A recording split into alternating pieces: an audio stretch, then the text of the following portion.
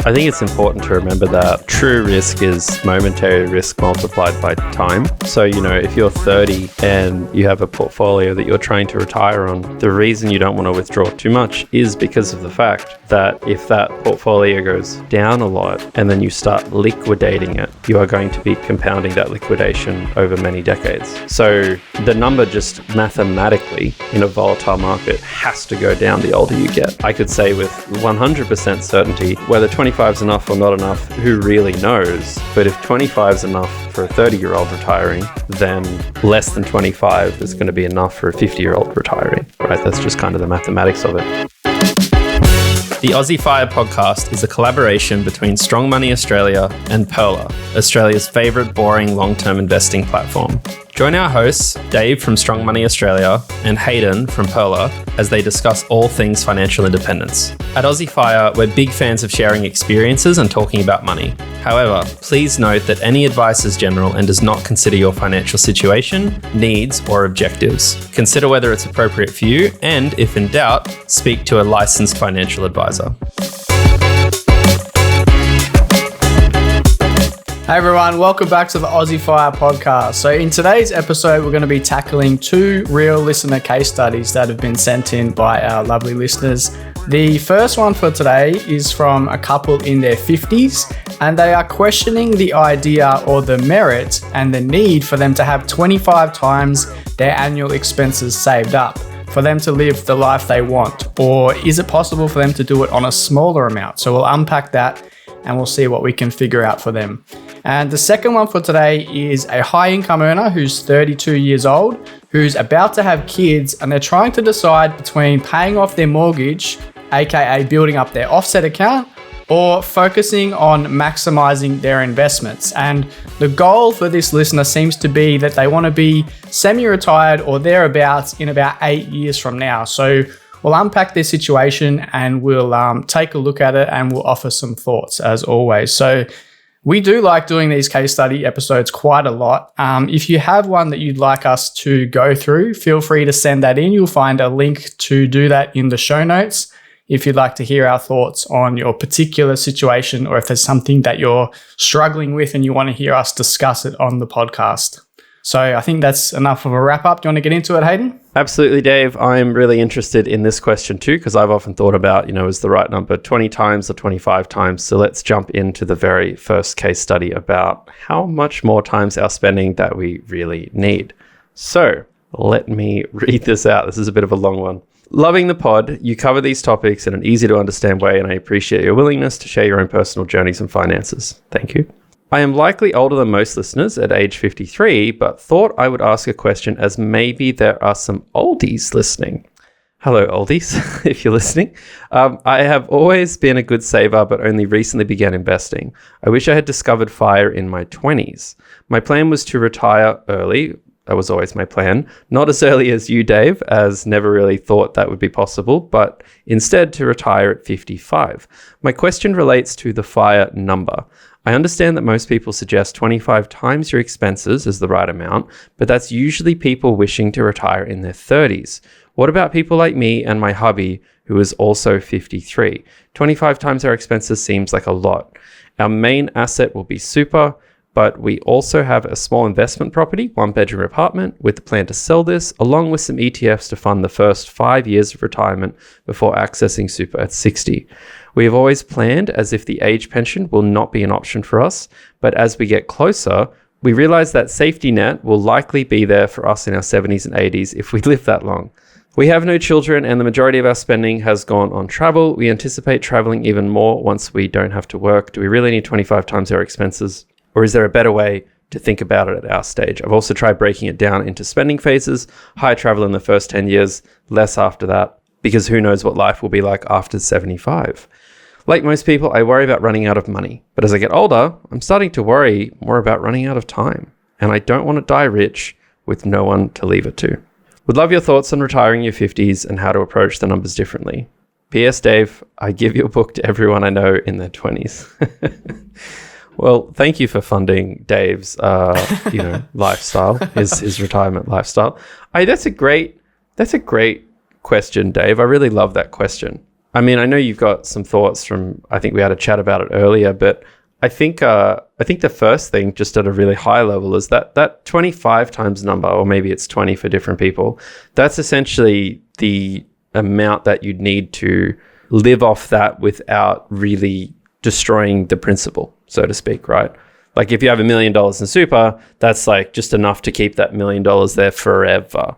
That's the first big point I would imagine you'd think about. That's generally the rule of thumb, where if you're retiring for like 30 plus years, it will be enough to sustain you, making a couple of assumptions around those numbers. But that's like the general rule of thumb, right?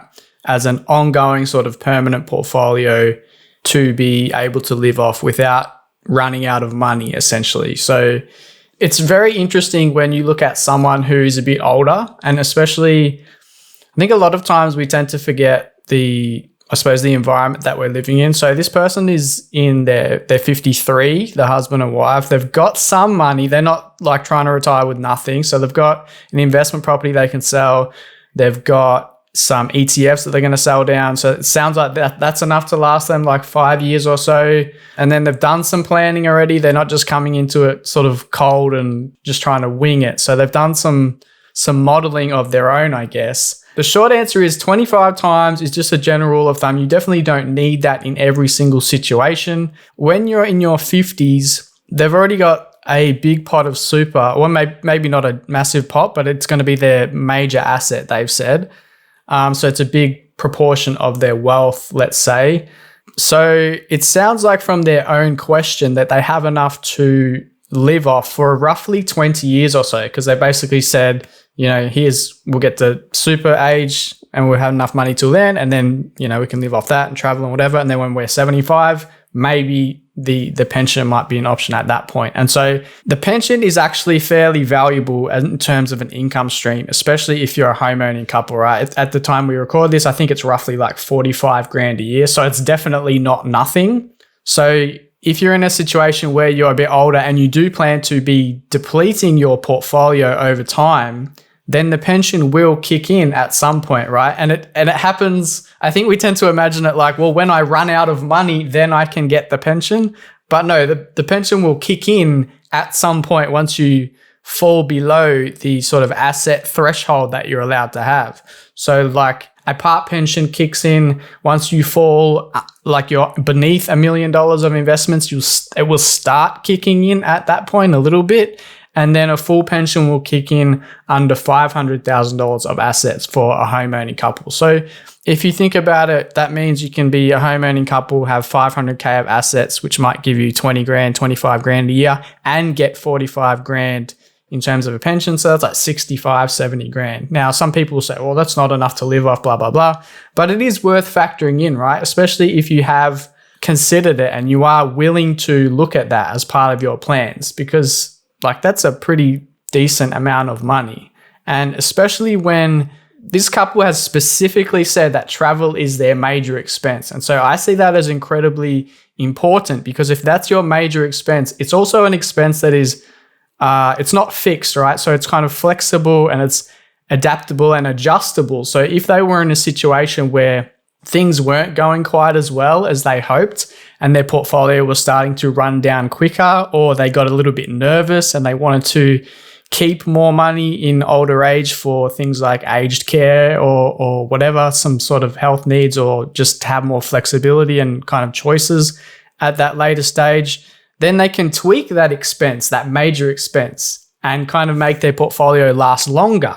And this adjustment of spending makes a massive difference on how long your portfolio is actually going to last over time. So those are the first kind of key, I suppose, pillars of strength in their situation, and why I do think it would make sense to retire with less than 25 times in this situation. But there's more things we can flesh out here. 100%. I think it's important to remember that, true risk is momentary risk multiplied by time. So, if you're 30 and you have a portfolio that you're trying to retire on, the reason you don't want to withdraw too much is because of the fact that if that portfolio goes down a lot and then you start liquidating it, you are going to be compounding that liquidation over many decades, right?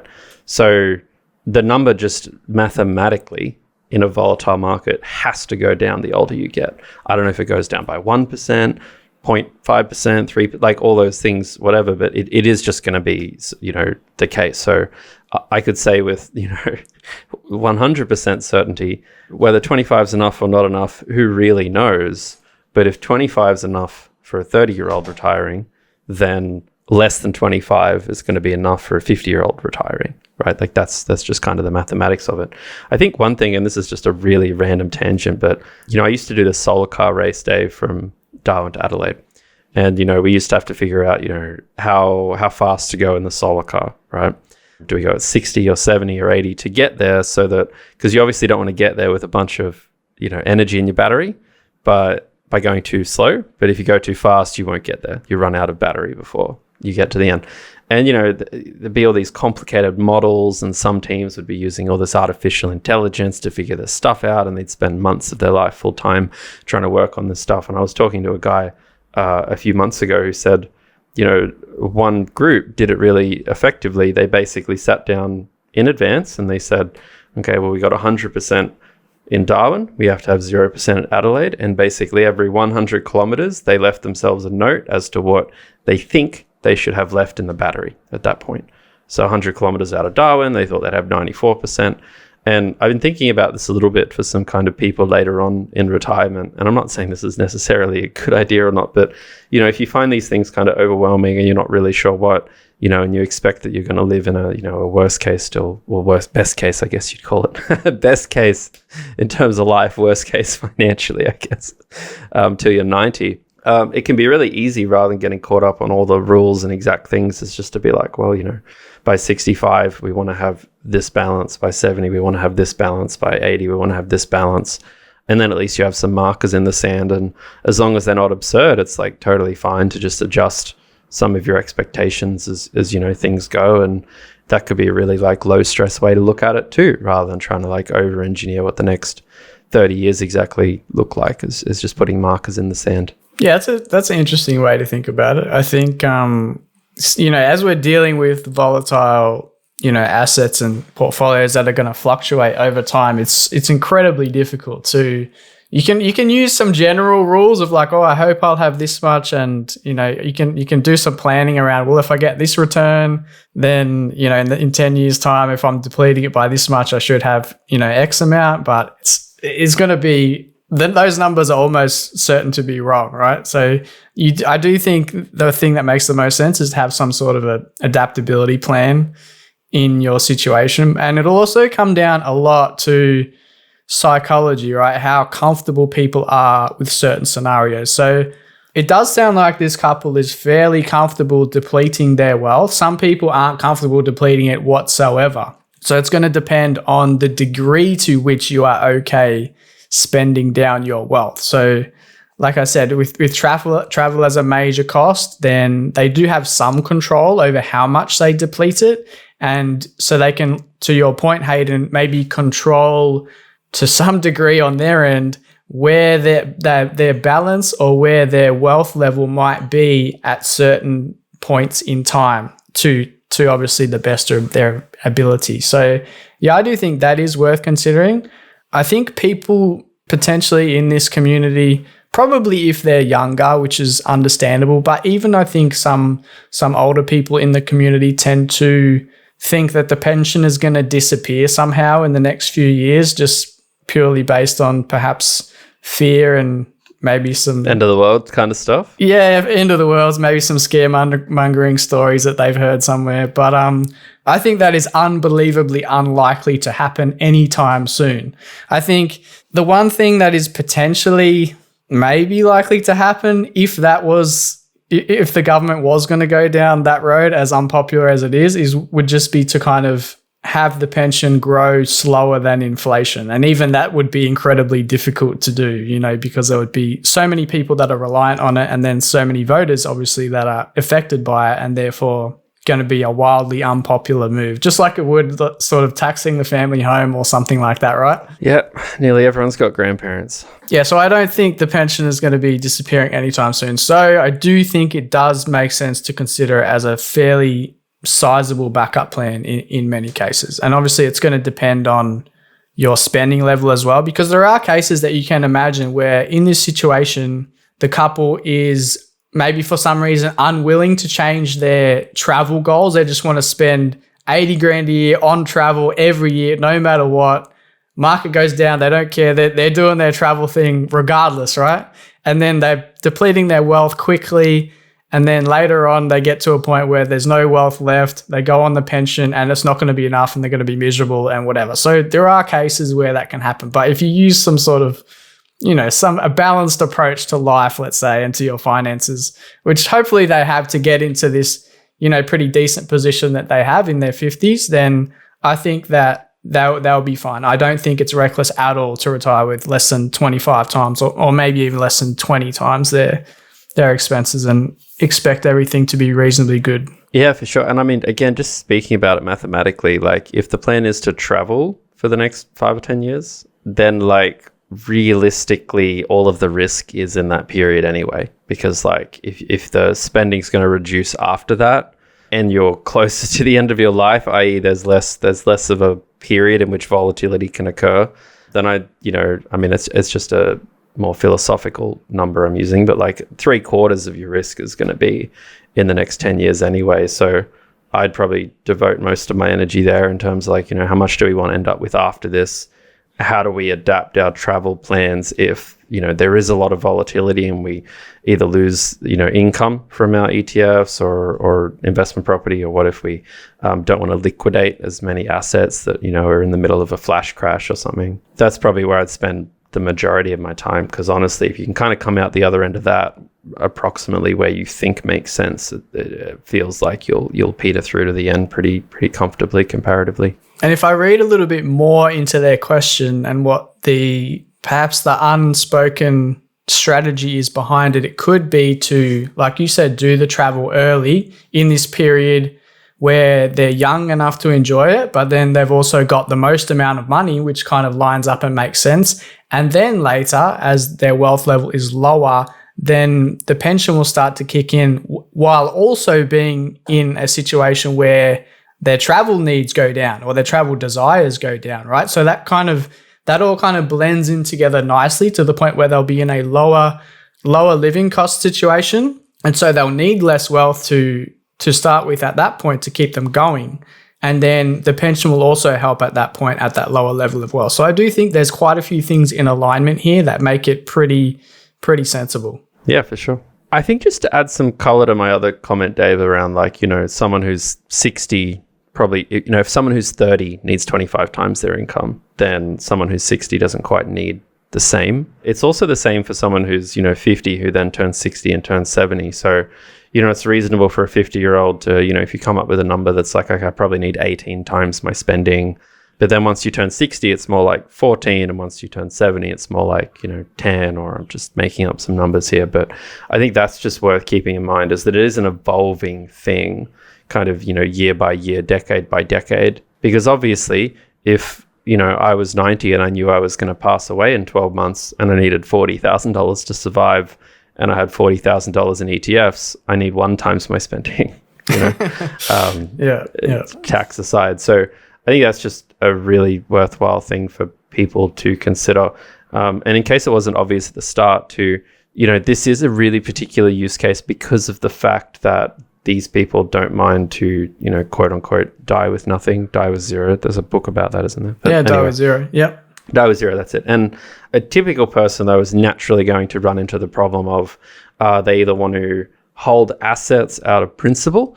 I've worked hard in my life. I want to keep these assets till the end. I don't want to kind of wither towards the end, right? Which is a view some people would have. And then other people, it'll be about inheritance or empire building or estate building or some kind of thing like that. And in those cases, the number 25 is a lot closer, though once again, that would decline a little bit as you get older because of the risk changing. But yeah, once you don't need that pool of capital, once you don't need that principal amount of assets, it's just the amount of money you need around is wildly different. It's definitely way less. It's interesting too, because that was one of the things that I felt was overlooked, or if it was in there, on the opposite side, I kind of disagree with it in the book, where I thought the psychological aspect of having wealth was overlooked a bit. I feel like even just if you don't use you don't need, I'm not encouraging people to just pile up money forever and just do nothing with it and just keep working, whatever, obviously. But the point of spending down all of your wealth and getting to a point where it's all allocated and there's not a lot of buffer in there, I feel like the psychological impact of having a certain amount of wealth that you can draw on at any time that has not been allocated for different things is very, very important. And I think a lot of people, for whatever reason, will value that comfort a lot because it gives you so much more certainty and so much more sleep at night factor, let's say, to the point where it makes sense. Even if you can't say what you're going to use it for, it just helps you deal with the, possibility of life's uncertainty. So I do think that's an important consideration as well. And that's something that this couple can consider. Well, I think people like the idea of perpetuity in their favor, right? And they don't like the idea of perpetuity out of their favor. I mean, New South Wales tried to release that policy around you can either pay stamp duty or you can pay land tax forever, right? And even if the mathematics, I think the land tax, obviously over a long period of time was worse, but people really do get irked about the idea of perpetuity. No one likes rates. I don't think I've ever met a person who's been like, oh, it's great. Once I pay off my house, I'm really glad that I can keep paying rates forever. Even though it's worth something, and even though they don't say rates are silly because I don't know what I'm spending them for, they're like, I just kind of wish it was all done. And I kind of find this mentality interesting with people, is that I feel like a lot of people, if they could, would love to play life as a game where they explore and they collect all their things and then they've just finished and there's no more costs, and any costs they have come from their passive income, and that's it. No more thinking, no stressing. Well, that's why one of the most motivating factors for people owning a home is that one day they don't have to pay a mortgage or they don't have to pay rent, right? So that saves them money in perpetuity, to your point, where that living cost is lower forever. They want to get rid of that big expense, which that makes sense.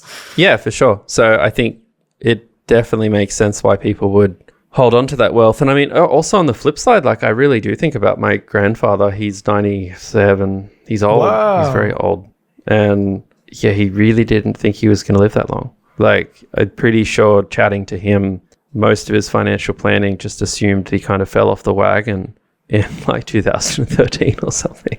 Well, even then, that would be a pretty impressive life expectancy, right? Because I often think about this, where I know people who are almost 90 as well, and I look at them and I imagine when they were growing up, because you remember when you were growing up, you think, okay, I might live till I'm like 70 or 75, because that was like the life expectancy when you were, a youngster. And then I'm imagining, wait, when they were kids, they would have been thinking, wow, I'm going to live till I'm 60. And here they are, they're like 89 and they're still going. They must be thinking, holy shit, when is this going to end, right? Like I don't know if they think about it like I've had 20 bonus years or 25 bonus years, but in my mind, that's how I compare what they would have expected to then what they got. And it would be wildly different. So they wouldn't prepare for it potentially, like you're saying. Yeah, exactly. I'll put a link in the show notes. I actually did a podcast with my grandpa where I unpack some of this stuff. I'll put a link in the show notes to it. But yeah, it was really interesting talking to him because, like I think about it, his wife passed away from an illness in like 2003, and he would have been, 75 or whatever at that point, right? And he obviously in 2003 wasn't sitting there being like, I've got 23 plus years to go. And it's crazy too because he's one of the few people on my mum's side of the family who got pretty wealthy in the grand scheme of things, right? Like the whole of his children under that like aren't wildly wealthy people, but he went and had some pretty good jobs in the 70s and 80s and had quite an upper class life. And it's been really weird because most of the time I've known him, he hasn't really had that. Like he's basically just an old pensioner living in like an expensive house, obviously, because he's an old person who's lived in Sydney for a long time.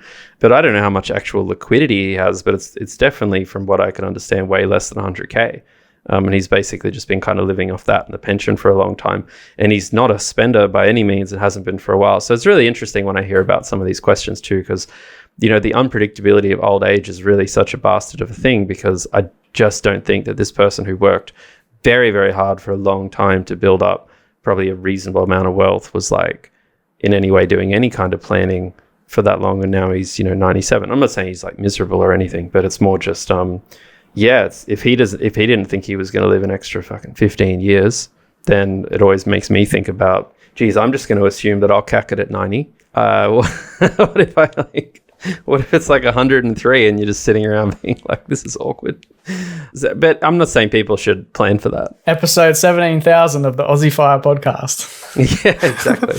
But yeah, I'm not trying to scare people and be like, oh, what if you live for an extra 15 years? Because I have a quote I live by, which is live as if your life is statistically the median. That is like a golden rule. That's such a boring finance bro line to say, isn't it? It is. I don't like people who do this people who like plan to be like, I'm going to go spend all my money because what if I get cancer tomorrow? I'm like, that's silly. And if someone's like, what if I live till 105? I'm like, that's silly. Just find the average life expectancy for someone like you. And that's it. That's all you can do. Stick to that. Everything else is just like edge case speculation. So yeah, even though it can happen and it's worth knowing it can happen, I don't think it's something people need to lose sleep over for decades of their life. I think it's time we jump onto the second question, Dave. I've got it up here as well. This one's about offsets and shares for early retirement, or semi-retirement, I guess I should say. They said another very nice thing at the beginning of this message, which I can't read out because it feels too self-indulgent. We're not making these up, by the way. Yeah, it feels like an awkward advertisement, but thank you to the listener for the kind words. I'll cut in at the question. I'm currently struggling with deciding where to send my additional savings, about $60,000 a year after expenses. It's pretty good. Between buying more ETFs and putting more into my offset account. I'm currently more motivated to grow my assets, buy more shares, rather than reduce my debts, extra cash in offset account. I currently have $330,000 in ETFs with a 50-50 split of A200 and VTS, so that's Australian US. Some extra details include I'm currently 32 and I'm planning to continue to work full-time until I'm 40 years old. I would require $50,000 a year for expenses on top of mortgage repayments. I'm a high-income earner currently earning $240,000 per year before tax, with potential for further pay rises in future, although planning on having kids soon, so my savings rate may not increase. My current mortgage debt is $620,000. Could you please review my situation, plus break down the pros and cons of focusing on each option? Good question. That's it's kind of oddly similar to my life, probably compared to most other questions. Hayden, did you just send this in to get my advice? Yeah, that's it. Too nervous to ask Dave. You can just ask me, mate. It's fine. I'll try. The crux of the question's like, we've got a high income earner. 240K is high income. It's not in the realm of, filthy rich, dirty, less than 1%, but it's a high income. So that's someone who's, not going to be battling for sure by any stretch. Early 30s, basically trying to figure out what to do with that capital. Do they focus on owning that home quicker outright, or do they focus on building a wealth portfolio? That's pretty much the crux of the question. All right, so I did do some simulations. Would you like me to walk through them? Go on. Yeah, let's go through it. All right, so let's say option one is where they focus on their offset account or their mortgage. So if they're going to put 60 grand a year into their offset, that would mean that they would actually be basically fully offset or essentially debt-free within that 8-year mark. I think it worked out like 7.5 years or something like that. So that would eliminate their mortgage repayment entirely. And at that point, if they keep their current shares right now, they'd be worth something like 550 grand, let's say, I assumed like 7% return or something like that. So that'd be good enough for a 20 grand income stream, let's say. So that's a pretty good scenario. You got essentially paid off house, 20 grand income stream. They say expenses are 50K. So I've assumed they'll be like 65K in the future to account for inflation. And I'm not sure if they're factoring kids into those expenses. I would imagine they're not. So that's obviously something that they'll have to consider as well. How much is that going to, change things? Because obviously if you have one kid, it might change it by a certain amount. But if you have 2 or 3 kids, obviously things are going to change potentially quite dramatically in terms of how much they need. So if we just work on what they gave us, there's going to be a gap in this scenario, the mortgage scenario, of 45 grand a year at that end point of 8 years. So that would put semi-retirement like well within range. That would be fairly easy to do, especially on such a high income scenario. Like if they're making 240 now, I'm sure they can make like 50 or 60 doing part-time work. But that also assumes that they can do their current job or similar, like as a part-time role as well. I'm sure there are high income jobs that you can't really get part-time roles to replace with. So, I mean, only they are going to know that whether that's true or not. The pros and cons of that. So the pros, obviously, it's kind of a guaranteed outcome because you just put money in your offset, bang, bang, bang, bang, bang. You're going to make a good amount of progress. There's no kind of market risk and stuff like that there. It's probably a lower stress approach. It's higher certainty, and then you're going to end up with permanently lower expenses from doing that. The cons, I suppose, is you're going to be less diversified versus focusing on investing because all your money's basically going to pay off your debt. So it's all going to be, tied up in your place of residence.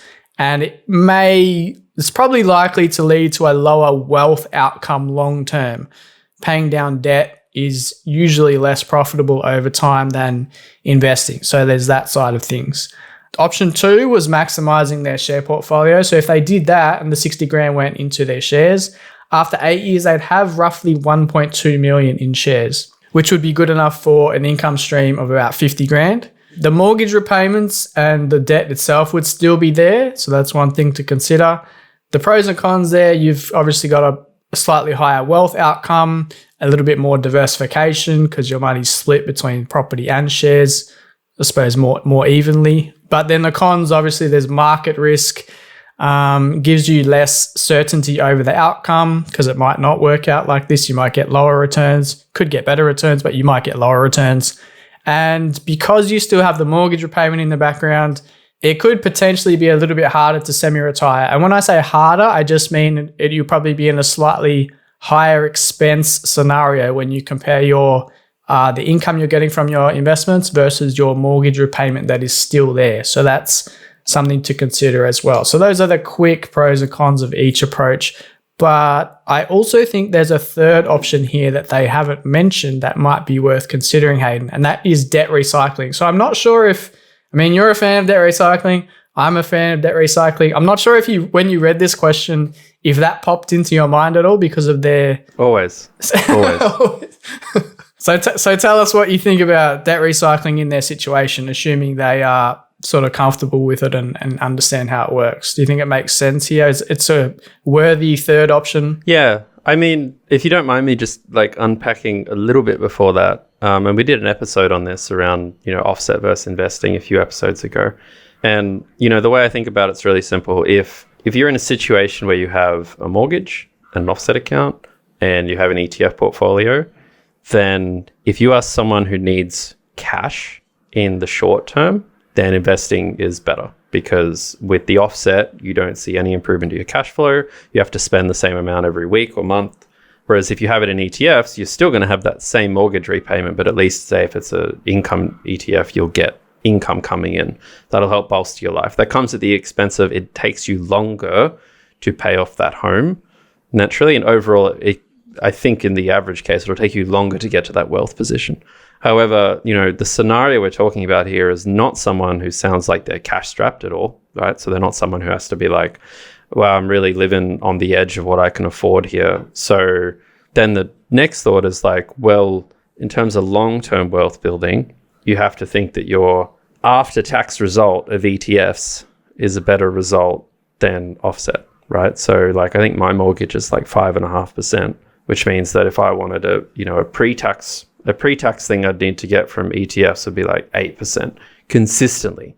And that's not impossible. It's not though, because so little of it is taxable. Well, it depends, I guess. It depends. I mean, that's like a growth stock would have to be 8% or like 7-8%. Even like you're probably only losing like on a normal sort of diversified portfolio, you're probably only losing 1% per year to tax. Well, it depends, right? Like if you're on an income one, then franking credits will make a big impact on that and won't really be a big deal, in which case you only really need around that 5%. And then on a growth ETF, you're probably not losing much because it's lower dividends anyway. Well, I mean, if for instance, they were like going to sell it out to pay off something later. Okay. Yeah. But whatever it is, it's like, it's 5 to 7%. It's, depends on the thing, but you have to have confidence in that, right? Now, for a lot of people that sits on the edge of like, do I want 5.5 guaranteed wealth position, or do I want to play with the markets, right? I think like a typical person is going to lean on that at the current interest rates. When interest rates drop, like let's say, mortgages are only 3.5% or 4% in the future, maybe one day, maybe never. Hope so. Then suddenly for someone who's a savvy investor, they naturally get drawn towards ETFs quite evidently because they're going to have confidence in the long-term returns of them. I'd say at the moment, it's reasonable to be a little bit more skeptical, particularly for someone who's risk averse. However, back to Dave's point, which I've just dragged us on about, is if you can debt recycle your portfolio that you're trying to invest in, particularly if you have the income you do, you're going to see an effective mortgage rate drop from 5.5 to like 3.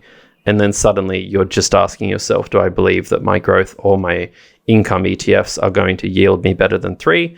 And if you just look at most long-term averages of indexes, the answer is pretty universally yes. So that's kind of how I look at that situation, how I look at my own situation is like, if you're not debt recycling, it just kind of feels a little even and generally about risk tolerance and just, kind of who you are and your values. If you can debt recycle that, i.e. by, paying off the loan and then investing that, or splitting the loan up and paying off portions of the loan and then investing that, as we talk about in other episodes, then I think mathematically it just becomes a little more clear cut for those fairly diversified, safe, broad-based indexes. Yeah, you can think about it in terms of reducing your mortgage rate or increasing your net returns from your portfolio. So however you'd like to think about it, but it's generally going to improve the scenario versus not doing it and just purely investing that cash. So that is definitely worth considering in this particular situation. We've touched on the kids, impact and whether that's going to have a material effect on their cash flow. The only other thing I wanted to mention, Hayden, with the debt recycling approach is it does come with you can approach it mathematically, which makes perfect sense. But then when you're in a situation where you want to semi-retire or fully retire, debt becomes less appealing to keep around just because of the cash flow nature of mortgage repayments versus having investments cover all of your expenses. So that's the only thing that would kind of change and then make it less appealing.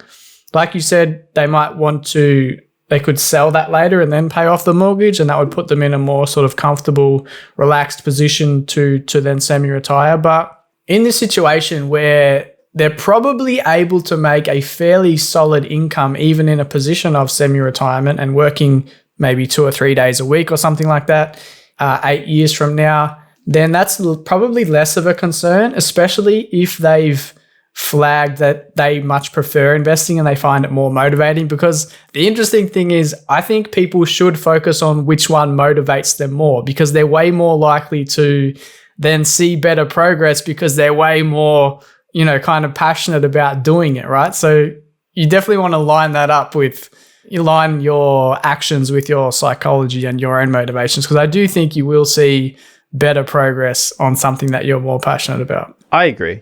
I think that's fair. And I mean, I choose to put what I can into ETFs because it just feels like I'm building something, I think, is to Dave's point. Like when I have money at offset, it feels like I'm just trying to mitigate how hard the bank kicks me in the face.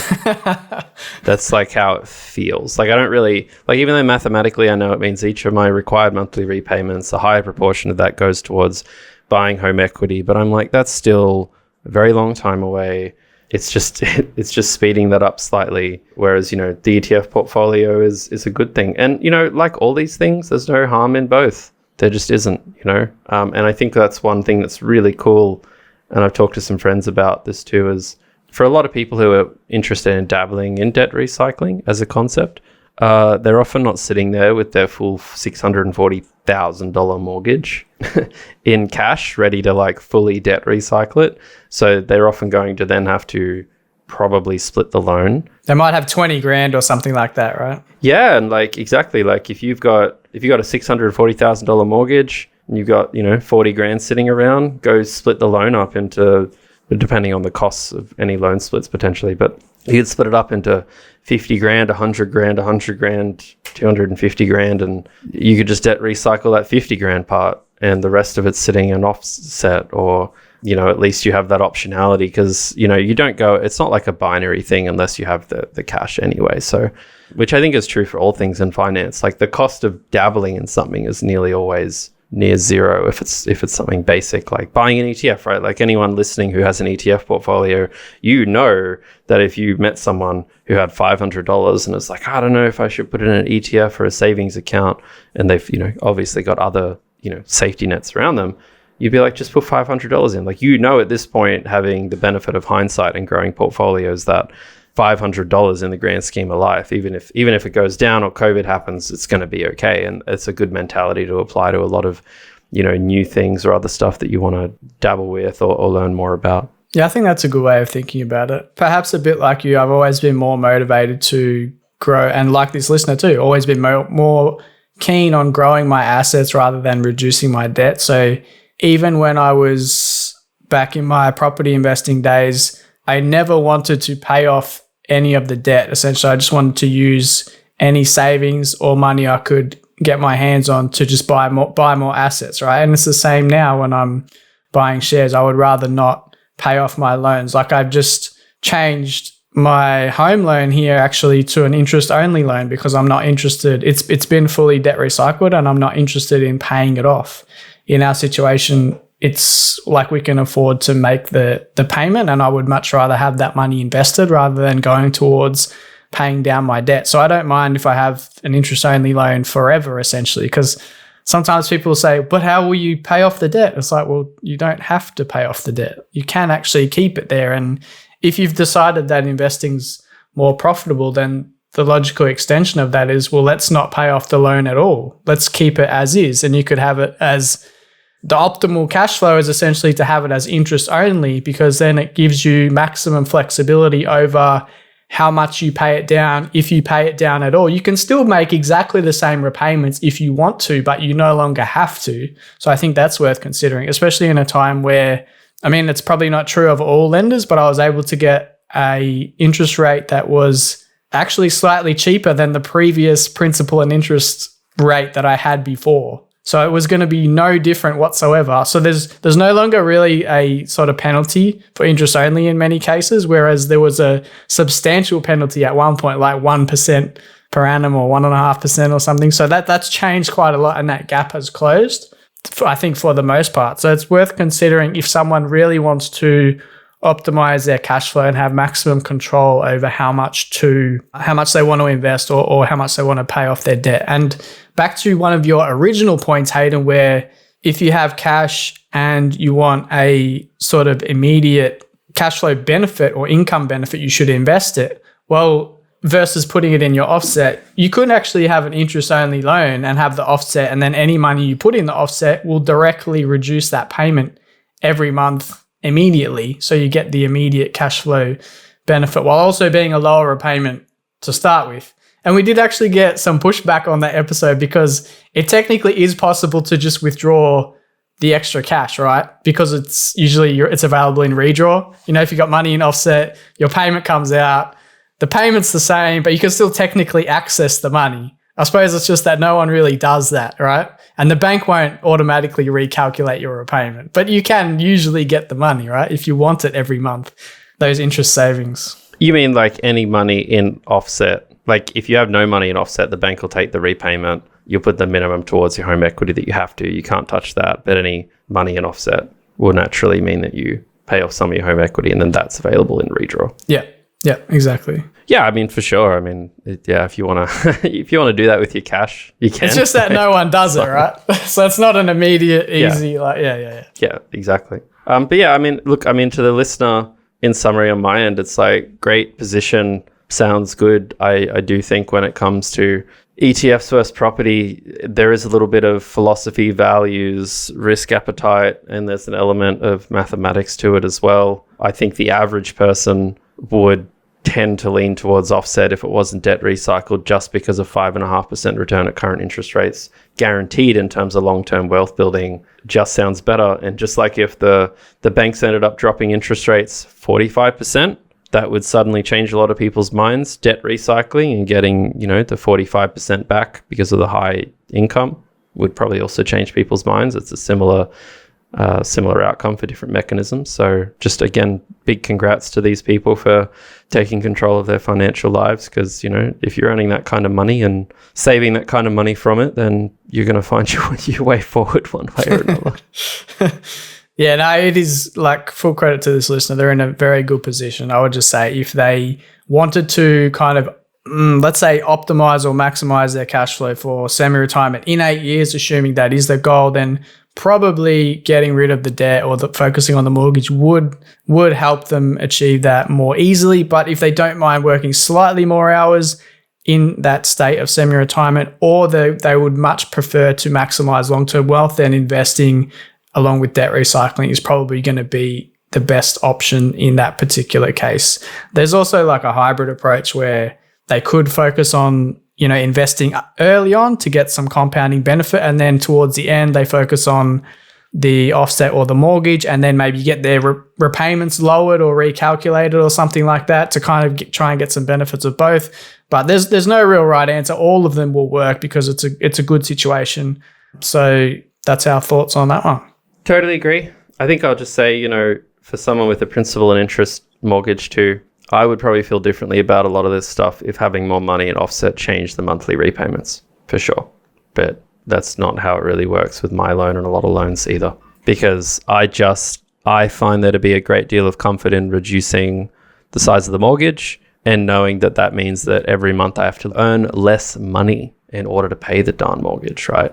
I think there's something that's kind of always inherently scary for me about, okay, I could be offsetting my loan for years, sure, and then I lose my job, and then the bank still, you know, wants to take this money. And obviously, yes, I understand you can redraw it and, you know, use that to pay it off, and like that's what we were talking about before, but it's definitely just on principle for me. I don't like playing that game, but each to their own, and again, doesn't really matter. As long as you're saving good money, that's half the battle.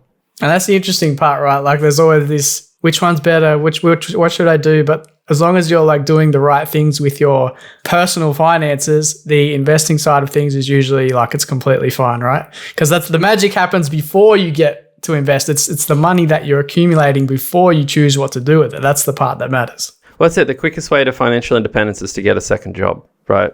And I don't say that in like some cavalier way. Most people can't. That's why investing is such a great thing to do.